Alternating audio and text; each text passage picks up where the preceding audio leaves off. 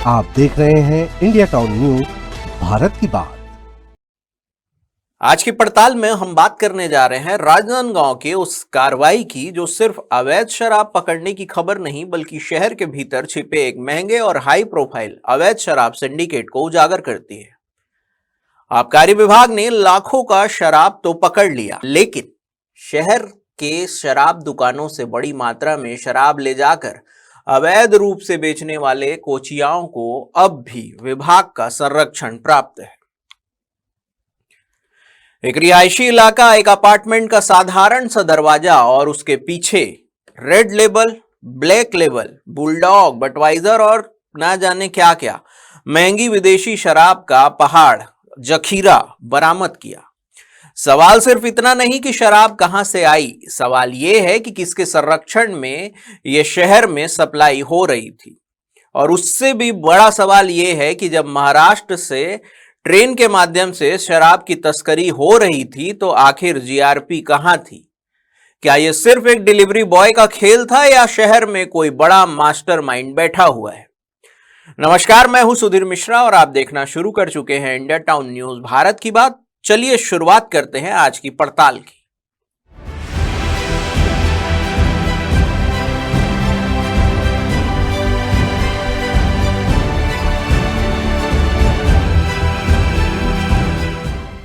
छत्तीसगढ़ के राजनांदगांव के नीलगिरी पार्क में गुरुछाया अपार्टमेंट में आबकारी विभाग ने छापेमारी कर 400 बल्क लीटर प्रीमियम और महंगी ब्रांडेड शराब जब्त की। शराब की कीमत तकरीबन 4 लाख रुपए बताई जा रही है। ये कोई सस्ती देशी शराब नहीं थी, ये वो ब्रांड है जो आमतौर पर बड़े बड़े होटलों, बड़े इवेंट और हाई प्रोफाइल पार्टियों में परोसी जाती है। रेड लेबल, ब्लैक लेबल और ना जाने क्या क्या बड़ी बड़ी ब्रांड, ये सारी बोतलें एक साधारण से घर में छिपा कर रखी गई थी। आरोपी था जितेंद्र साहू। नीलगिरी पार्क अपार्टमेंट में रहता था, लेकिन असल ठिकाना था आली खूटा तुमड़ी बोर्ड। जांच में जो खुलासा हुआ वो चौंकाने वाला था। शहर में महंगी विदेशी शराब की होम डिलीवरी हो रही थी।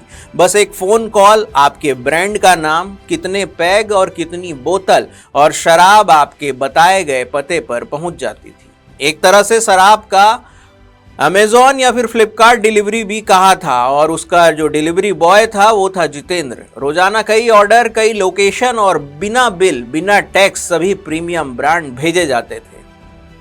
इस मामले पर मोबाइल डेटा में छिपा मिला है पूरे शराब का नेटवर्क। आबकारी विभाग ने जितेंद्र साहू का मोबाइल फोन जब्त किया है और यहीं से इस पूरी कहानी का असली सस्पेंस शुरू होता है।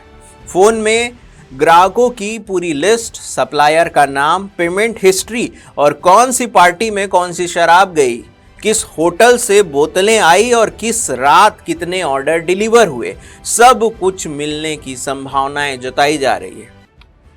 आबकारी के सूत्रों के मुताबिक जितेंद्र सिर्फ डिलीवरी एजेंट था, असल मास्टरमाइंड कोई और है। अब सवाल यह है कि आखिर वह कोई और कौन है और शहर में यह अवैध शराब सिंडिकेट कितने समय से चल रहा है। सूत्रों ने बताया है कि जितेंद्र का संपर्क एक निजी होटल संचालक से था। जी हां, निजी होटल संचालक से। यही होटल संचालक कई राज्यों से शराब मंगवाकर जितेंद्र को सप्लाई करता था। मतलब विदेशी शराब, महंगी स्कॉच, विदेशी बियर और महाराष्ट्र की शराब सब इसी होटल कनेक्शन से आ रही थी। अब आबकारी विभाग इस होटल संचालक को पूछताछ के लिए बुला सकती है, क्योंकि जितेंद्र तो सिर्फ एक मोहरा था, पूरी चेन उसके पीछे खड़ी थी। इस मामले में छत्तीसगढ़ सरकार को भी भारी राजस्व का नुकसान उठाना पड़ा है। ये सिर्फ एक अपराध नहीं है, ये सीधा सीधा राज्य के राजस्व की चोरी है। बड़ी ब्रांडेड शराब बिना टैक्स के जब बेची जाती है तो सरकार को लाखों रुपए का नुकसान होता है। आबकारी विभाग का कहना है कि यह सिंडिकेट बड़े स्तर पर काम कर रहा था। अनुमान है कि लाखों की अवैध कमाई हर महीने हो रही थी। जिले में पहली बार इतनी बड़ी मात्रा में प्रीमियम शराब जब्त की गई है। हमने आपको पहले भी बताया था कि कैसे डोंगरगढ़ में भी अवैध शराब की खेप पकड़ी गई थी, जिसमें डोंगरगढ़ के करवारी फार्म हाउस स्थित अवैध शराब का जखीरा वहां बरामद किया गया था, जहां पर महाराष्ट्र से शराब मंगवाई जाती थी और रीपैकिंग करके छत्तीसगढ़ की लेबल लगाकर उसको बेचा जाता था। तो फिर सवाल उठते हैं, क्या पुलिस को इस सिंडिकेट की भनक पहले नहीं लगी? क्या कोई राजनीतिक या आर्थिक संरक्षण प्राप्त था? क्या शहर में होटलों के नाम पर शराब सप्लाई की जा रही थी? केवल एक एजेंट जेल जाएगा या फिर असली सरगना भी सामने आएगा? ये मामला तो केवल और केवल अभी छुपा हुआ है महाराष्ट्र निर्मित शराब की, लेकिन जो लोकल में अवैध शराब सप्लाई करते हैं, क्या आबकारी विभाग की नजर उन पर कभी पड़ी है? ये सोचने का विषय है। यह कार्रवाई की गई जिला कलेक्टर जितेंद्र यादव के निर्देश पर यह कार्रवाई की गई, जिसमें जिला आबकारी अधिकारी अभिषेक तिवारी की अगुवाई में निम्न टीम शामिल थी, जिनमें शामिल थे कुसुमलता झोले, एडीओ अनिल कुमार सिंह, एसआई दीपक गुप्ता, मुख्य आरक्षक ओम प्रकाश सिंह, आरक्षक आर्यन कुमार ठाकुर।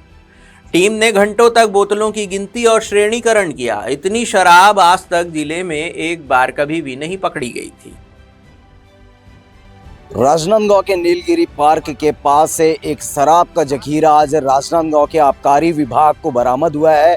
इस शराब के बारे में अगर आपको बता दें तो लगभग 99% शराब जो है वो महाराष्ट्र की निर्मित है। आपको दिखाना चाहूँगा ये शराब तमाम वो शराब की बोतलें हैं जो महाराष्ट्र की निर्मित शराबें हैं और बताया जा रहा है 99% शराब जो है वो महाराष्ट्र की है। राजनांदगांव के आबकारी विभाग की बड़ी कार्रवाई यहाँ पर सामने नज़र में आ रही है। बता दें कि राजनांदगांव के आबकारी अधिकारी अभिषेक तिवारी और राजनांदगांव के आबकारी विभाग की ये सबसे बड़ी कार्रवाई है जो रातों रात में जाकर के छापामार कार्रवाई की है और कार्रवाई करने के बाद इतने बड़े शराब के पैमाने को अपने हाथों में दर्द बूचा है। इसके साथ ही साथ बताया जा रहा है कि एक जितेंद्र साहू नामक युवक जो इस शराब को अपने घर पर, इस शराब की खेप को अपने घर पर लेकर के आया हुआ था और इसको बेचने के फिराक में रखा हुआ था।